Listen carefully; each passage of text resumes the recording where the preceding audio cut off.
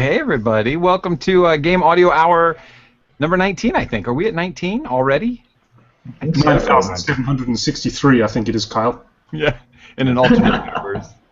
This is our weekly podcast where we discuss all things game audio, from creative ideas to the latest techniques, project experiences to audio secrets. Here's where you'll find in-depth coverage and opinions related to game audio. And with me this week, and I love to say as always, is Alex May, coming all the way from Japan. How you doing, Alex? I'm good. We just for the viewers out there, we in the green room prior to the broadcast going live, we're having a bit of a jam with an Iwi and Carl there on guitar and me on flaming away on bass. But unfortunately, it seems some of us in the roundup here are less than appreciative of fine bass playing. Jack. I started out as a bass player, actually, and I started out as cello, and then I moved to bass, which then I moved to guitar. So I guess you just can't handle my chops. That's what it is. It was too funky for me, is what it was. You laid the funk on. I'm very well, Carl. How are you? Now that I can hear you, since Jack has unmuted your stream, it's nice to talk to you, Alex. And with that, let's go to Jack. Hi, Jack. Hey, pal, how you doing? I'm doing really well. How's your finger feeling? Is it really itchy for the mute button right now? No, I'm okay. Okay, I think I can make it for another 58 minutes. When I say something stupid, you have my permission to mute. I'll do it. To mute Alex, not me. Guys, come on.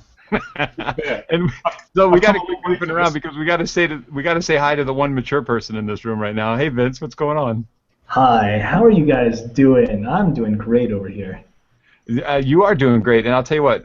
To continue this thread of Green Room Jam Session, we were working on what did we do? It started off with Kenny G and Bled Led Zeppelin, which was kind of fun. Yeah, it was pretty cool. Although it's like, man, seriously, this sync, the latency. I think it would actually be fun. We should do a group hangout of this, like literally in person, one camera group of this. We should plan one of those in the future. Or we could just have an insane mashup remix session where you just record, 2 minutes of Iwi, and then we just mash it up with 2 minutes of Gibson, and then 2 minutes of bass. And what are you going to do, Jack? Triangle? I'm going to yodel. There's going to be a little bit of yodeling. Okay. Wait a minute, you got that shakuhachi though. Yeah, I got the shakuhachi hanging around. I could just play a pad of D flat. That's about it. All right, so we'll tune down to D flat for everything. Awesome. All right. So this month, listen to that. Wow. This episode's topic is how to break yourself out of writer's block, which I had kind of when I was introducing that topic. And so I have no ideas because it constantly ails me, and I'll just go to you guys. Okay. Who goes first? You guys. I can try something. Writer's block sucks. I'd love to hear what you do to get out of writer's block. Yeah, writer's block really sucks. So obviously I'm here at that game company, and it's my full-time gig. And one of the nice things about it is that I have to wear a lot of hats. So I'm the music composer, I'm the sound designer, I'm the sometimes sound programmer, and sometimes I'm even doing a little bit of level design and stuff like that. And usually one of the first things I do is, if I really need to get something done but I just cannot get it out of my brain, I'll go to something that is peripherally related to it. Okay, I'm going to open up the level. I'm going to mess with this level and think a little bit more about what is the music that is going with this level. And that's actually kind of a nice thing. In previous jobs, I would look at whatever it is that the game guys have sent me, any documentation, any mock-ups, whatever. That's kind of cool, but sometimes it's actually really useful to be able to see on a real micro level what is actually going on in the game right there. Oh, there's this is what the terrain looks like. This is the actual size of the level.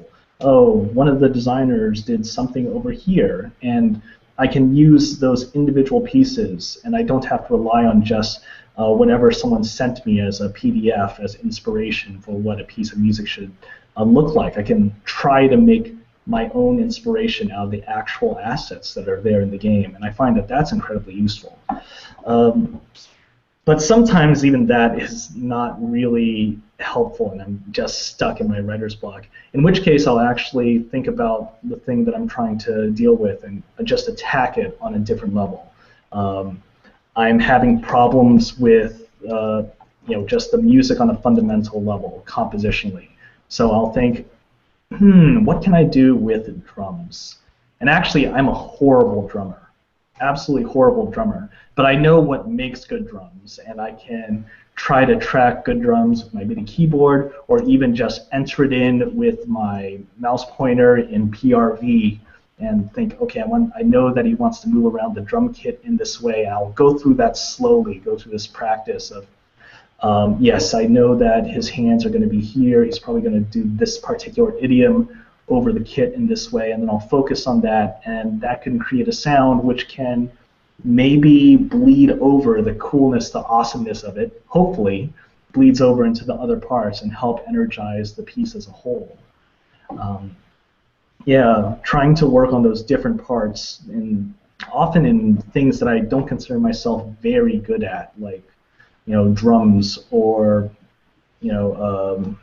really digging into my synth and pad programming, instead of relying on some of the patches that I might be using.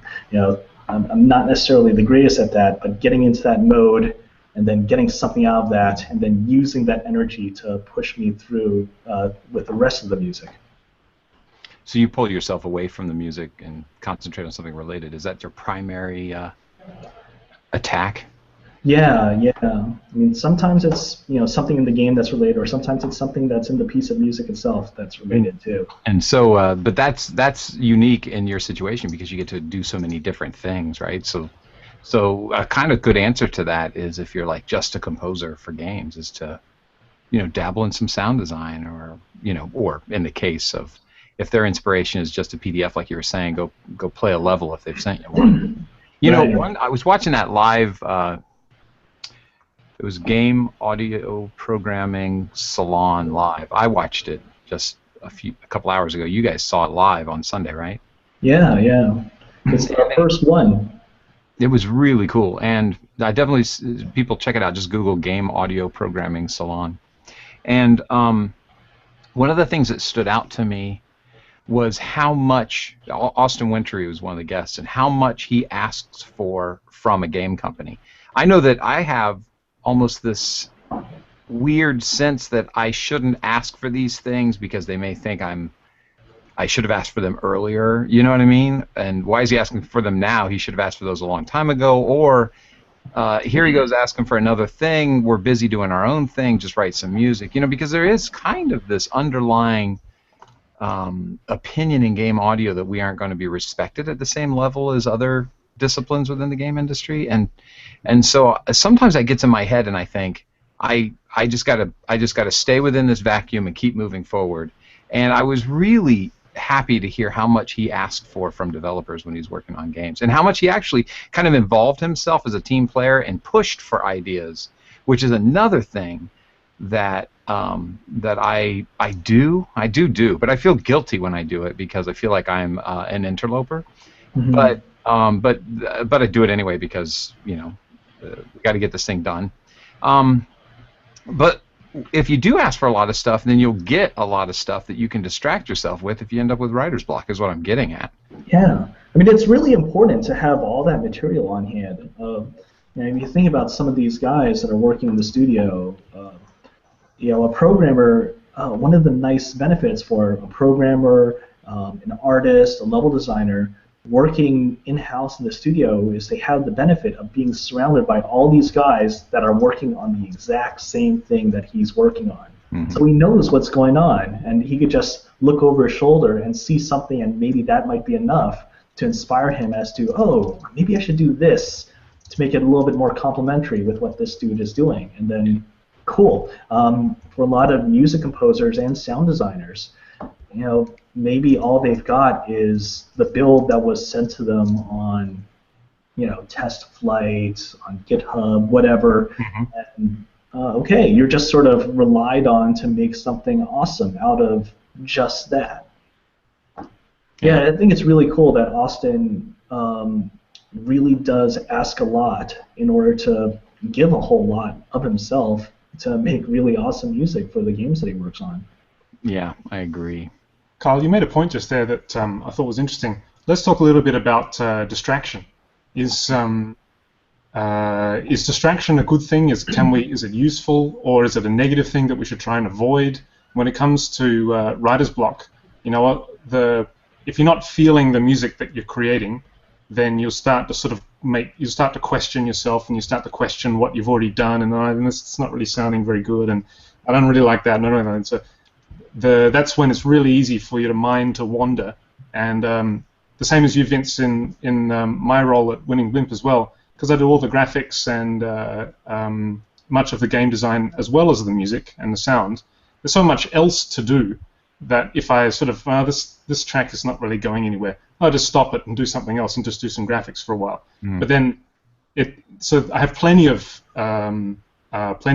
potential things to distract myself when I have writer's block. But sometimes I kind of wonder, is this a healthy thing for the creative process to have these avenues of distraction, or would it be better to try and push through it and to fight it somehow and to sort of, try to stay on the rails instead of just letting your mind wander off when it's not happening? What do you think about that, guys? Well, I think that's really pretty bad if you push yourself to finish a piece of music, and then at the very end you think, man, that was a real piece of crap that I finished. But I finished it, and sometimes there's some regret and disappointment that comes out of it. Maybe it is useful to actually finish something so that you can move on. But I think it's just as useful, especially if you are one of those people who has multiple responsibilities or is required to wear multiple hats. Hey, you're working on this one game, right? And one wheel is spinning. Well, I can get a little bit of traction with this other wheel, and I can move forward from there, I think. Yeah, I also prefer to be distracted as opposed to what you were saying, rather than stay focused on it.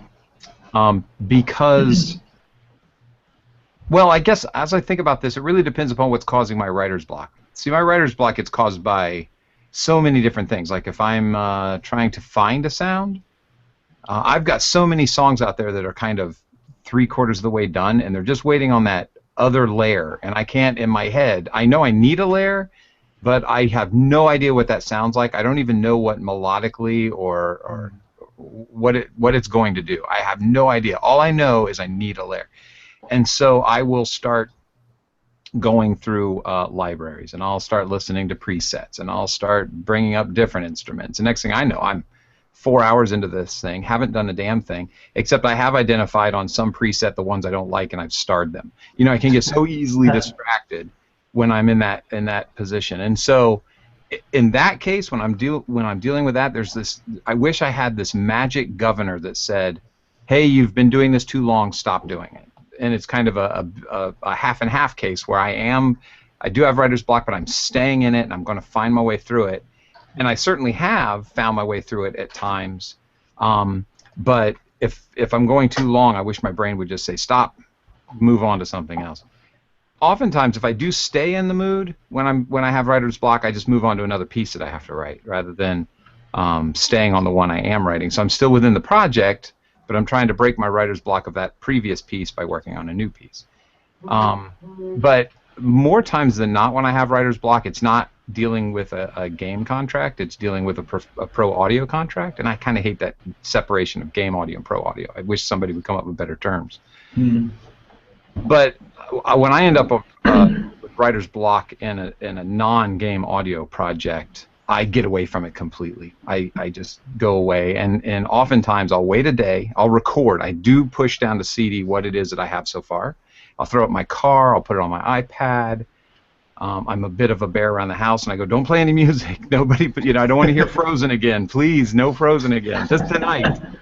And so that way it ruminates in my brain.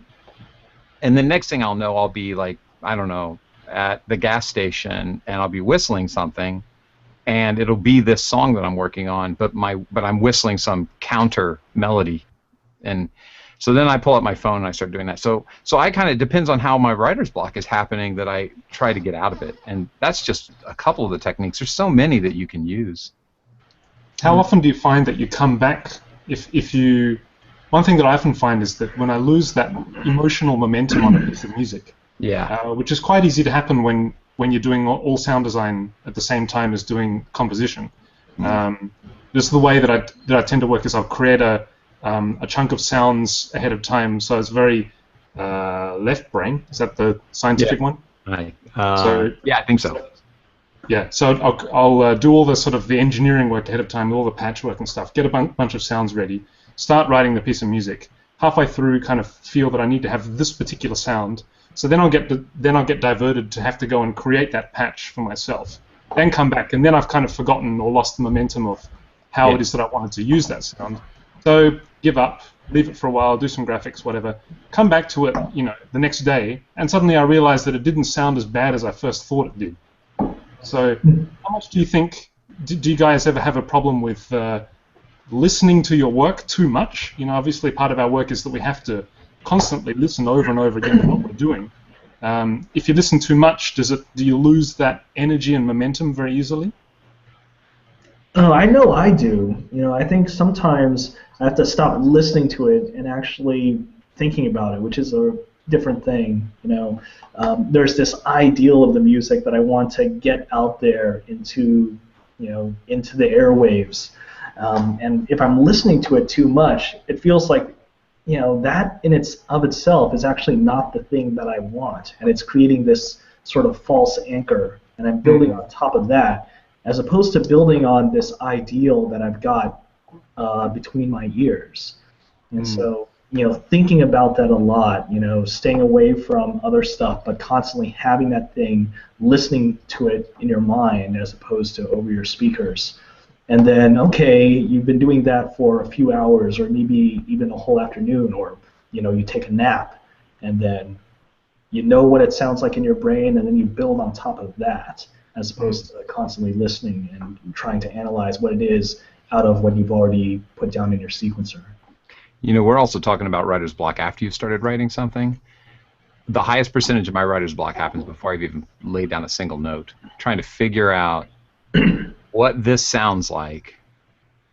The other one that gets me a lot is there's sounds that I know that the client isn't going to like, but coming up with something that I think they're going to like, that's harder. It's such a cruel thing that our brains do to us is we'll write some goofy piece and we'll have fun and it'll just flow out of our fingers and we'll be like, this is the hilarious Disney version of this horror movie. And my brain just goes, blah, blah, blah, and I've got this whole piece, and then I go, okay, let's get serious, and my fingers go, I don't know what to do, I might as well have casts on my hands.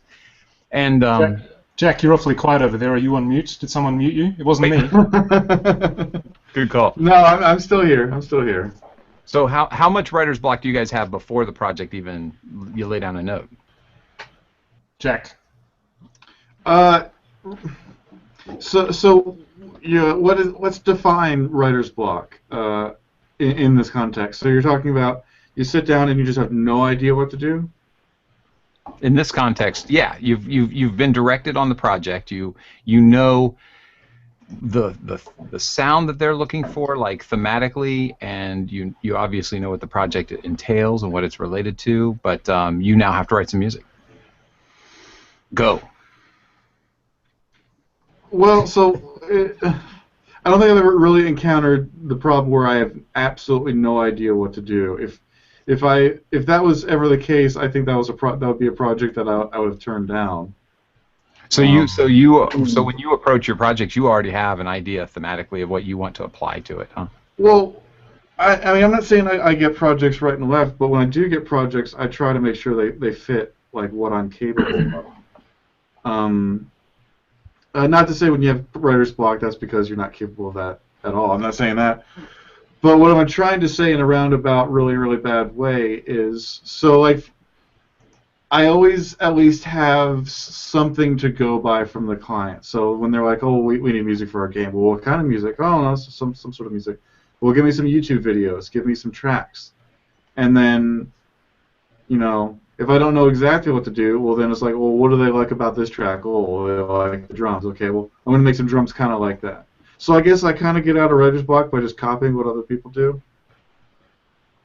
You're lucky because it's great that you have something, at least something to go off, like a foundation from the client about what they want. One of the difficulties is with what we do is because we put music first. The music is what leads everything else. So at the stage of writing the music, which is the very, very inception of the game, the very beginning of the process, we have nothing. So it's complete open slate for whatever we want to do musically. So absolutely. So yeah. So like for example, like I've been trying to like make albums myself for a while, and again, so like I have an idea of what I want in my head, but I can't just give myself YouTube links really and do that. So I have a Spider-Man figure here, and I'll show you an example of what I do whenever. Very recently, what I've been doing to combat this writer's block on like making my own albums is I have the Spider-Man. So imagine this is me, and then I bend over, and then I curl into a fetal position, and then I cry. No, so I have no useful advice for that.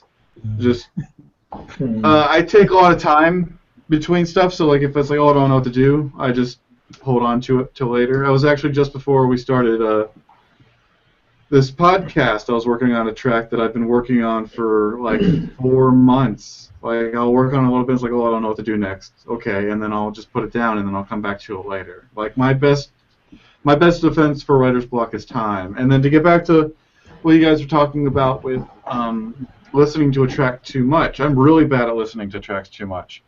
And really bad at like what Vince said is going down the wrong path. Like you listen to something so often that you're building turds on top of turds, but you don't really notice at first because you're just listening to it so much you kind of get numb to what it is. And so my best defense for that is go for a walk. Like I have kind of a big yard, so I can just walk around my yard. There's a pretty neat trail near where I live, so in the afternoon, and I'll go walk the trail. And then when I come back, any changes I've made to music, or even sound design, all of this I think can apply to sound design as well. Just having time for your ears to rest, and the idea of what you made can kind of float around in your head, separate from actually hearing what you made. And then so when you come back to it, you can compare those two. It's like, oh, I think I made something pretty cool sounding. Well, now that you've had some separation from it, when you come back to it, you can hear that, oh, actually, no, it sounds like a sack full of butts. So you can decide to change from there. And that happens to me all the time. Is I like to quote-unquote sleep on something, but sleep on something can be just waiting a few hours and then hearing it. But if you can sleep on it all night, if you have that luxury, I think that helps greatly. Yeah, somebody in the chat room, I think it was Raphael, said put a notepad next to your bed and go to sleep. Ooh. So actually, I'm just kind of reminded of someone. So when I was a kid deciding where I was going to go for music school, I was this close to applying to UC Santa Cruz instead of USC. Just happened that way. I got a piano scholarship at USC, so that sort of solidified things. But until that point, I was actually really thinking about UC Santa Cruz. There's a guy there named David Cope, and he was well known back in the 80s and 90s for some of his work in software and heuristic music composition and all that stuff. What he did was he created this software actually to cope, no pun intended, with his own writer's block. He started this out by saying, I have no clue what to do with this opera. I am just totally lost. Crap. So he had all of his music all sequenced, and it's like, okay, I'm going to pop all this music information into this software. And actually, what if I can make the software figure out what it is that is the David Cope sound and bring it back out? And so he used this software to help him finish what it is that he started. And actually, he was still doing quite a bit of this. He would have his sound as defined by all the music that he's written, and the software would take it and create a new piece of music, and he would actually sign it. Cope. This is a David Cope sonata. This is a David Cope opera. And so he would let the software do some of the work. I don't actually have those sorts of tools, although I have little things that I do that are kind of like that, little bits of pure data, little things that I'll actually throw into Sonar with a Cakewalk script. And it will actually do some things with some stuff that I've got in the form of MIDI clips. And I wonder what it'll do if I put this thing and this thing together. And it's nice sometimes when your computer surprises you with a sound that is absolutely yours because, oh, you wrote that, or, oh, you put those notes down, but, oh, it just sort of reveals another part. It reveals that, oh, your music could be this, and that's enough to actually get started. It could be something in pure data, something in your DAW. I know sometimes I've actually put stuff into Fmod and just said, okay, I'm going to have all of these bits and pieces of my music as separate sound definitions in Fmod. And then I'm going to create an event that combines these things. And I'm not sure what's going to happen. I think that this could be cool. And sometimes it will actually get me to the point where the music is more heuristic than it is explicitly composed. And sometimes it does something where I think, oh, actually, this is the way the music needs to be. It will do a sound that I particularly like, and I think, okay, I'm just going to put that right in there, and that's the jumping off point for the rest of this piece. So it's really cool, actually, if you have the technical chops to use your computer to actually help you out. Yeah, I agree with that completely, obviously, you guys knowing me. So there's a program out there by a company called Intermorphic, and the program's called Noatikl. N-A-O-T-I-K-L N-O-A. It's N-O-A. Yeah. Noatikl. Oh, yeah. And so I use this all the time. I've got this preset to load into to work with Contact. And What does it do? I've got it's a generative audio basically creator. Okay. And it's made by the same guys who created the Cohen engine back in the day that Brian Eno used for a bunch of albums. And for some legal reasons, they lost control of Cohen and other things that they're working on. So they kind of restarted. And Tim and Pete Cole, if you want to look them up, absolute geniuses. And so as a jumping off point, speaking of, like, obviously we're on the subject of do you have writer's block before you even get started, I use that a lot. Because I've built an orchestra in Contact, just a basic writer's orchestra. It's not the finished orchestra that you would want to use. And then I know what channels all of those different instruments of the orchestra are on, and I just give it some rules, and I say, everybody stay in D sharp right now, and then after the 36th measure, switch to A minor. You know, and obviously you've got to go deeper than that if you want it to sound really good. But if you go deep into that thing, you will produce some pretty good music. And then I've said this before, I let that run and I record it for like 20 or 30 minutes at a time. And I go have dinner. And then I come back and I listen to it and I find the spot that created something that I want to build off of. And I grab that out and I throw that in Ableton and then I start writing from there. I often do that. Yeah. That's cool. Another suggestion that we could explore is taking a leaf out of tricks that we use when you're doing industrial design or graphic design. You know, when you've got a brief from the client about what they want, let's say it's a logo. So they got the company name and say, okay, we want you to design a logo. One of the main things that you do, the first thing you do is you don't sit down with a piece of paper and a pencil and start sketching. First thing you do is you take the words that they've given you, the information that you've got, and you start to try and interpret. If somebody says that they want something that looks, something that looks progressive, you know, it may not necessarily be the best idea to interpret that so literally. So you start to think about, well, what does progressive mean? What kind of elements visually can we think of that look progressive, that have that connection back to what the client wanted? So from a musical point of view as well, if the client says, I want something dark and I want something sad, I mean, it may not be the best approach to just sit down at your keyboard, pull out, some random patch and start playing with loads of reverb to make something dark and sad.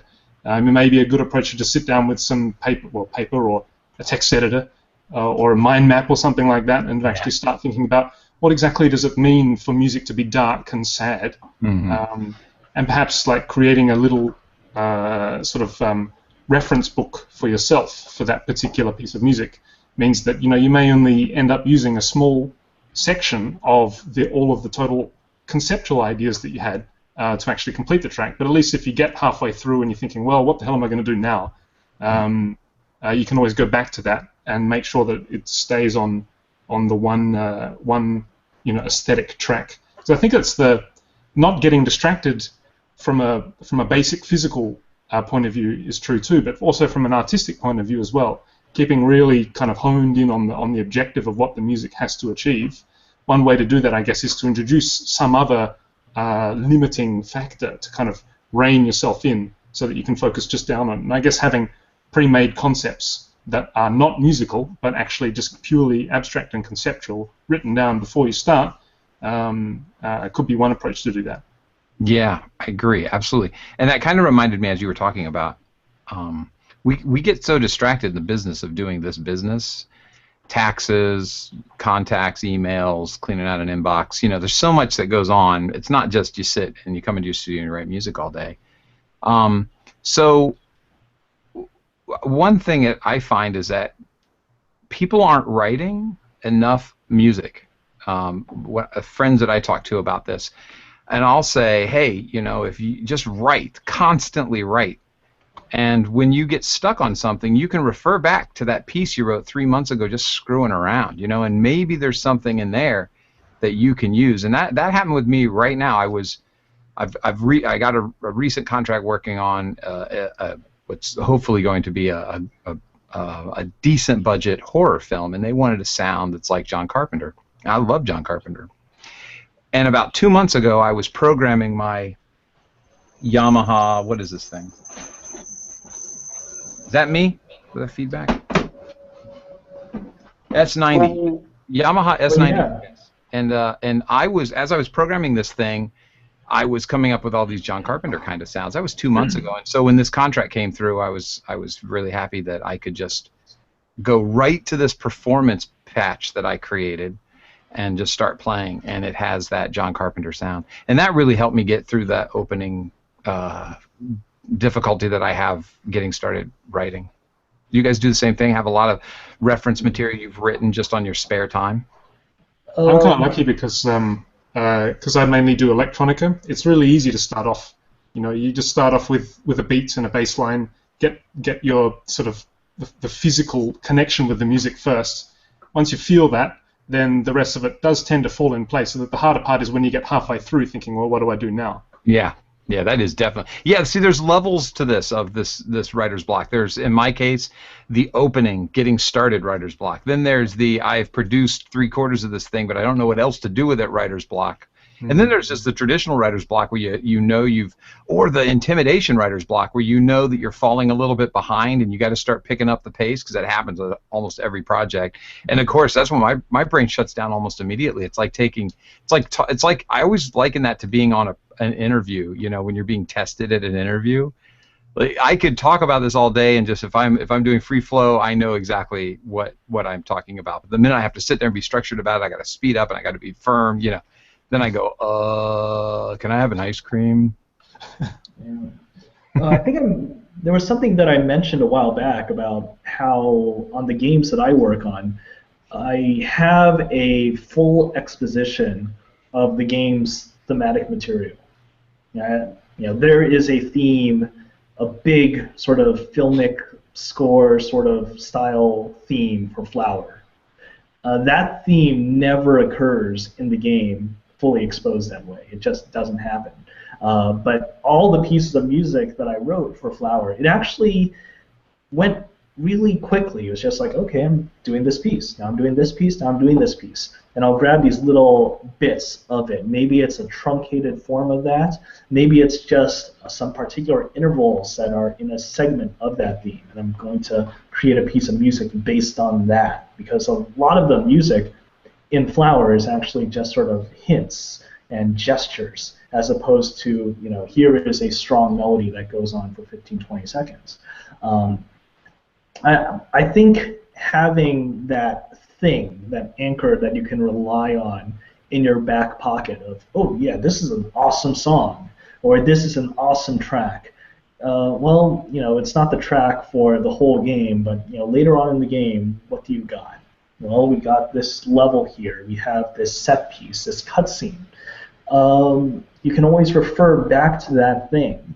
And if you look at that, it's something that you're happy with it. It's something that not just you, but everyone on the team is happy with. You can say, okay, I've got this piece of music, and I've got this thing, and I'm going to take this bit of what we're all very happy with, very satisfied with, and I'm going to transform it into this piece of music for this part of the game. And I think that should work, right? Now, it doesn't work 100% of the time, but I think it's a great way to start. Yeah, along those lines, recently I've been revisiting really a band that I like called St. Vincent. I don't know if you guys are familiar. And she writes songs. Annie Clark is the main person's name. And her songs have all these different parts to it, similar to like a modern-day Paul McCartney composition, which always had this theme and then a sub-theme and then returns to the theme. And one thing that I try to remember when I'm writing is not to be afraid of the complication, because as a guitar player, especially, we can get relegated to just strumming chords in the singer-songwriter kind of mentality. And that musical motif flows from the beginning to the end without any kind of interruption. And I don't consider the chorus or the bridge to be any change in that motif. It's not a drastic enough change to feel like it's a change within that motif. And yet, when you listen to people like Paul McCartney, you listen to people like St. Vincent, or you listen to, major orchestrators, they will take whole sections of their music and do something completely crazy. And what keeps me from doing that is my own fear that it's not going to be good. And I've had to beat that down with a stick and go, I don't care if it's not good. I don't care if it seems like a completely wild departure from the main theme. I'm going to take these 16 bars and I'm going to do this completely nutty thing right here. And more times than not, it breaks my writer's block, because I'll be approaching a song that has more than likely one or two themes, and I'm stuck in there and I can't shake my brain out of it. And so then I'll go, I'm doing something completely off the wall, and I'm not going to be afraid to do it, because I can always just do a save as of that project, and I don't throw anything away. I save as, but and I can get rid of it by going back. So I try to tell people, and I certainly go by this philosophy myself, is don't be afraid to get complicated. It's not as complicated as you think it's going to be, and just accept that you're going to do something completely crazy, and you might end up liking it. And more often than not, I do end up liking what I've done there. Do you guys do the same thing? Mm-hmm. Yeah, because it kind of sounds like you do it. What you were saying, Vince, it sounds like you do that by taking pieces of the music and then creating new themes off of these disparate pieces within the previous theme. Yeah, it's just like, okay, here's an interval. All right, I think it was a cool interval. It wasn't something that was integral to that original piece of music, but hey, that's a start for a whole piece of music. Mm-hmm. And then that's really helpful. But yeah, I totally agree with that also. Getting outside your comfort zone and being like, I'm going to do something crazy, and maybe it will work, maybe it won't, but hey, it will be crazy, it will be different. And it's possible that a few hours later you realize that this is exactly what's needed. Yeah. Set an alarm clock too. I've often been told this, but I never do it. Give yourself an hour to discover a new avenue. I know some. It's one of those. I read that somewhere on the internet, and one of those kind of the seven trends of successful people or something like that. And I was trying to think of how to apply that musically. And one of the things was they set a stopwatch for meetings. They say this meeting's going to last this long, and I'm walking out. you know. Mhm. And my God, I'd love to do that. But then I thought, well, that could be useful if I'm also writing I mostly apply that to when I'm going through sounds. I'm tweaking sounds and trying to come up with something new because I could do that for the entire day. And so and to this time, I'm not saying I do this. I'm just saying I should do this. And I think it's good advice. Set an alarm clock, and you're done when that thing goes off if you didn't find a sound. If you did find a sound, then you can turn it off and continue writing. That's another maybe idea. Yeah, actually, in the chat room, Raphael is saying as well that just like what you said about programming the patch first, even though there's no specific use for it at the time, but then several months later, suddenly you have a project that needs the John Carpenter sound and you have it already prepared. But actually, sound design, especially synthesis, is very scientific. You're thinking about, well, I want to create that sound that I have in my head, and in order to do that, I need to put this oscillator with this waveform into that LFO that goes through that envelope generator. It's very scientific and less about kind of an outpour of emotion and artistic intensity, and more sort of focusing in on actually how to achieve certain effects with the tools that you have. And so I guess like Raphael was saying, it's great to take some time for just to create new timbres and just to do sound design. You don't know what it may not be useful for anything, but you never know. A project several months down the line may have a calling for a certain sound that you already have prepared ahead of time. And I always find that in that mission to kind of stay focused on composition, my particular workflow, I have a very, very big shortcoming in that because I have to mix synthesis together with composition, I always find myself getting distracted halfway through. I need that sound, okay, but then it's going to take me days to create that sound that I'm hearing.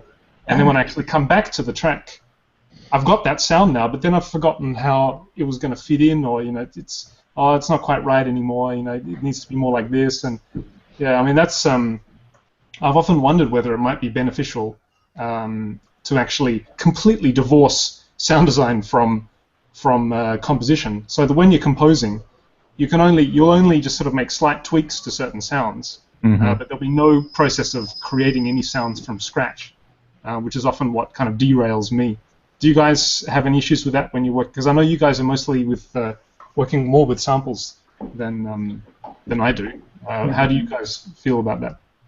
Well, yeah, definitely. When I get into that mode where I'm in Reactor or I'm just really tweaking a particular sound in Weavy, I'm in that mood for a really long time. I can find myself being in there for a day just tweaking sounds.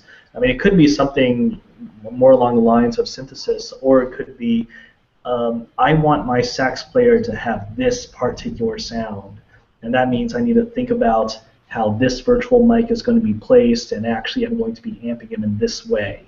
Okay, I'm tweaking that. And often I'll just need to get that done before I can get in the right mode for composing. But if it's really about that sound, and you get that sound, then you're just ready to go, or at least I'm ready to go at that point. Jack, what do you got to say? Oh, what are we talking about? What? Is he sleeping? That's what the dark glasses are for, so he can like sort of doze off and no one can see. Son of a gun. As far as like spending too much time on a synthesizer, I've never really had that problem. I've spent time in a synthesizer, but I always found it useful. Like, I never have been like, oh man, I wasted too much time in this, because something has been learned. If I spend an hour and a half in Absinthe looking for a patch and I don't find it, I now know that that patch is not an Absinthe. It's still a useful experience. I'm crap at. Where is your writer's block? Where does that exist for you in your process? In sound design, in sound effect design. I have a hell of a time sometimes figuring out what something should sound like, or how do I make that sound. Like sometimes I'll know, oh, I need X sound. I need it to be like a sound that, how do I recreate the sound that the client or myself is looking for? Like, it might be a sound that exists, so I have it as a reference, but I don't physically know how to make a sound similar to that. And I run into that a lot. Are you meaning it's more of a technical block as opposed to an artistic block? Yes, but I think it is still writer's block nonetheless. I see. Yeah. Well, I think it's the same thing. In both cases, you might know what you want to do, but you don't know how to do it. Or you might know how to do something, but you don't know what you want to do with it. And I find that, I find that a lot more with sound effects, but that's because what I'm doing 80% of the time. Mm-hmm. Yeah, I find that for sound effects, using your mouth is really not to create finalized sounds, but if you're not sure what something should sound like, making the sound with your mouth, reverting yourself back to sort of a childlike state. When you're flying, you're pretending that you're like in an airplane. Oh yeah, absolutely. That kind of stuff actually is great for. You record yourself doing that. What should this gun sound like? You record yourself doing that, and then actually trying to sort of create that using layering your samples together, or if you're synthesizing, that can be a good sort of starting point to come back to, I guess. I also discovered a long time ago, it was a real epiphany for me that when I was playing leads on a guitar, I wasn't playing anything beyond what I could whistle. Because I would whistle, I would whistle the leads that I wanted to create. So I'd listen to a song and I'd go all over the place. And then my lead would be within 5 frets, and that's it. and I would think, man, Eddie Van Halen goes from here to here, and how do these guys do that? And I don't know. I was in my 20s, and I thought, well, I'm only playing what I can whistle. What a maroon. But you don't realize those kind of limitations that you're putting on yourself sometimes. You really have to sit back and release yourself from any kind of limitation that is placed on you either through education, which often I like to write on the piano because I have no idea how to play a piano, so I record it and I just start doing things. Mm-hmm. And also just limitations that I put on myself, not even knowing the whistling thing. I had no idea that I was limiting my ability as a guitar player. Actually, that makes me I just thought of something that might be interesting to get your feedback on. Is how do you feel then about genre? So if the client says we want this specific genre of music, then that is a hard, fast limitation that you have to work with, right? So what do you do in those situations? Is it actually useful to have a genre to work within? The first thing I do is ask, "Are you sure?" I think that the game, in and of itself, should really dictate what the music should be. And there are all these things that you could look at in the game. What is the rhythm of the play? How long are stages going to be? How much motion is there in the screen? You can look at those specific things and come to a really strong, educated opinion as to why you're choosing a particular type of music, because you're linking to that as opposed to just, oh, we like this genre of music. And if they say that, and I have an issue with that based on what I see in the game, I'll actually go ahead and just say, are you sure that that's the type of music that you want? Jack, do you deal with the whole range of different different kinds of games and different kinds of clients and different requirements? So are you how do you deal with genre when people have a specific idea for a certain style of music that they want? Does it help or hinder you? I think it helps. Obviously it hinders artistically, but in order to get the job done, I think it helps because you have a frame of reference. So there's nothing worse, in my opinion, than having a client that goes, we don't know what we want, so just make a bunch of stuff and we'll tell you if you get close. Especially if I'm not working hourly. If I'm working hourly, that might be okay, but if you're working per asset or you bid just a number for the job and then they come back with, well, just make something and then we'll see what happens. So in those cases, like a genre is really good because, it's not a bullseye, but you're gonna probably hit the target or the wall around the target. But that said, like musically, I don't do many games like that. For better or worse, I don't shop around myself for just to do music in any sort of genre. Yeah.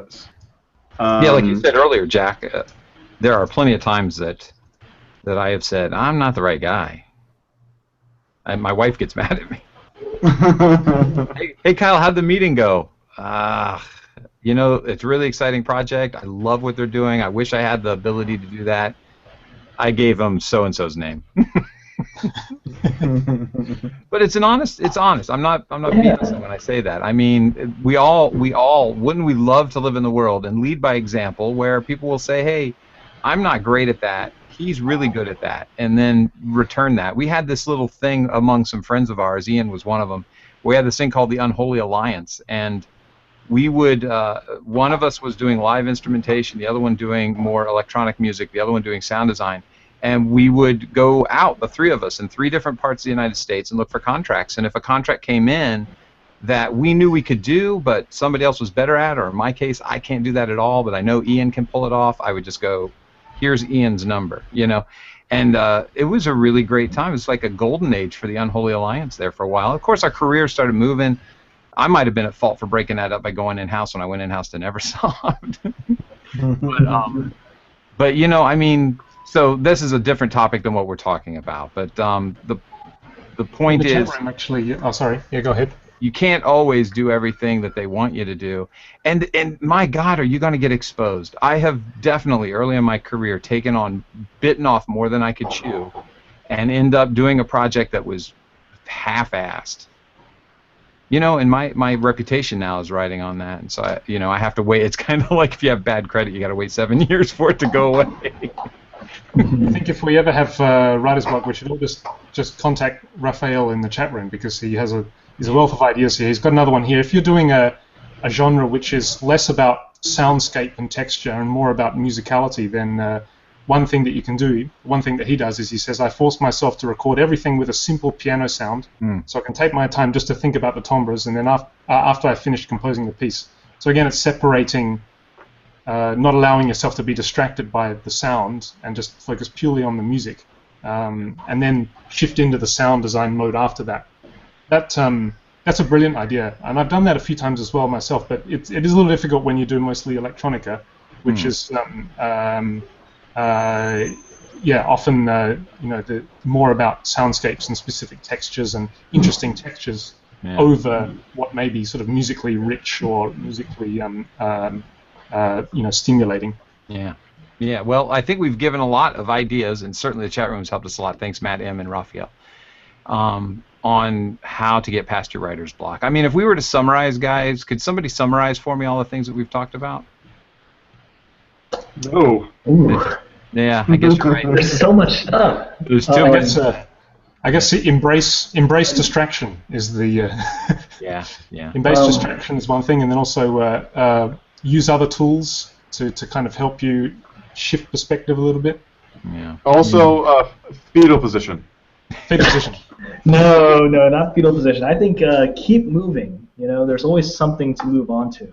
Yeah. It might be something that's really close and related. It might be something different where you actually need some space away. But yeah, keep on moving. I think is a good thing. And never start questioning yourself. I think that's another thing as well. Never sort of start doubting that I can't do this because I'm crap. It's not that. It's I mean everybody in any artistic pursuit has the same experience. It's like this is kind of crappy. This is not my best work. And I guess once you go down that path and you fall into that rut, then you actually stand to do some more serious damage to yourself. From an emotional point of view. That is absolutely the truth, and I work at it every day because we are humble people. We are, by design, being musicians, we are our worst critics. And unfortunately, because we're musicians, we're also blabbermouths. And so I will go around talking about how badly I did something way before I'll go around talking about how well I did something, because I don't want to become I don't want to be. I don't want to appear as being arrogant about my work. I don't want to have any kind of superiority put on me. And also, being in the music realm, we live with judgment. I mean, I bet you today you guys heard a song that you were like, meh, I'm not crazy about that song, because audio is such a personal thing that we can all feel very strongly on either side of whether something's good or bad. And my God, man, if I write something and I have to brag about it, or I have to talk about it, or I have to sell it or push it up, it's nearly impossible for me. So yeah, don't get down on yourself. Accept that you're in this for the long haul. You're doing work. You're doing your best work that you can possibly do. You're gonna grow. There's gonna be people better than you, but here you are doing it compared to the tens of thousands of people who would like to be doing it and haven't even gotten started yet. So just put your boots on the ground and keep going and be proud of what you've been able to accomplish. Yeah. There you go. Yeah, and so I've cheered you up. Should I get some pom poms? Yes. Woo! And get some Go ahead. pigtails. Yeah. I should wear pigtails to E3 tomorrow. I'm headed down there with Mr. Mike Shapiro and one of his friends, and hopefully we're going to see Vince, because we have to catch him before he starts jet-setting around the world. Yeah, literally around the world. Are you ready to go? Are you packed? Did you get your toothbrush? Oh, God. I am not packed. I've been working on stuff and hoping that I can get stuff done. But if things go well, I will be at E3 in the afternoon sometime, and hopefully hanging out with you and some other dudes. That'd be awesome. And I'm going to make sure after the show that you've got my phone number so we can text and find each other when you're finally there, rather than depending on something like direct messages and Twitter or something. Yeah, that sounds good. All right, guys, well, check it out. We are 3 minutes till we've been an hour. I think we beat this dead horse well into the night. Jack just couldn't shut up about the subject. I actually had him on mute. Yeah. I was waiting for him to get into some comedy bit, and I was going to slowly start dropping his volume, but he never did it. He's like like the worst chess player in the world. He just muted me, the bastard. That compliment's not going to happen now. Screw you, Jack Menhorn. Oh, man. Should we fight over the mute button for 2 minutes? Because I am going to talk. No. I'm not stopping short of an hour. It's called the Game Audio Hour and a half, Man. or 45 minutes, depending upon how long we get on something. True. But it's not called the Game Audio 58 minutes. Well, does anyone have anything they'd like to promote or talk about real quick? Oh, thanks, Jack. I forgot that part. I have I'm at the moment I'm participating in a patch design contest on the KVR forums. Nice. For the Yuhi Basile, absolute monstrosity of a phase modulation synthesizer, FM and PM phase modulation, frequency modulation. Mm-hmm. So far, I think I have about 6 votes. So pretty good, but not very good. So what's the link? Can we put the link in the show notes so people go vote for you? Yeah, I don't think that would be ethical, because actually all the patches are anonymized. The patches are anonymous. Gesundheit. Yes, thank you. Anonymical. Yeah, okay, whatever. I like anonymical. So Jack, what are you promoting? Nova 111 is at E3. Please go by and see them. Eddie Lee and some other wonderful people who are working on that game from Funktronic Labs will be there. They will be wearing yellow shirts, much like the ones you see me wear on this show. So yeah, and you'll be able to hear my music and my sound design and some pretty cool art and some pretty good game design. But I won't be able to hug your sexy body, right? Because you're not going? No, I'm not going to be there. Just because of the hug? No, that's exactly. I anticipated that you'd want to hug my sexy body, and I decided that it would be for the best if we did not have a sweet embrace at E3. Oh my God! So Vince, you have to promote something that is traveling, or can you tell us some secret That Game Company information? Wow. No real secrets yet, but I will be doing a talk in Scotland on June 28th. And so I'm actually preparing for that right now. It's going to be a workshop on interactive music composition. So I'm going to be showcasing some interactive music techniques that I've done in the past, as well as some of the stuff that I've been developing lately. And the basic gist of it is, here are some techniques, even if you're not a hardcore programmer, that you can use with tools that are either freely available to create more music, different music than you might not be used to, or to actually implement different music in projects that could benefit from interactive music. So, Hey, will that show be live where people can watch it online? I think it will be. I don't know the details on that yet, but once that's available, I will share that out. Awesome. Congratulations, and travel safely. I guess I'll see you tomorrow, hopefully. But I'm going to say it officially on the show. Travel safely. Hope to see you back safe and sound and happy and healthy. I'll see you next week, Vince. Vince and I are going to meet up for lunch in Osaka next week. That's right.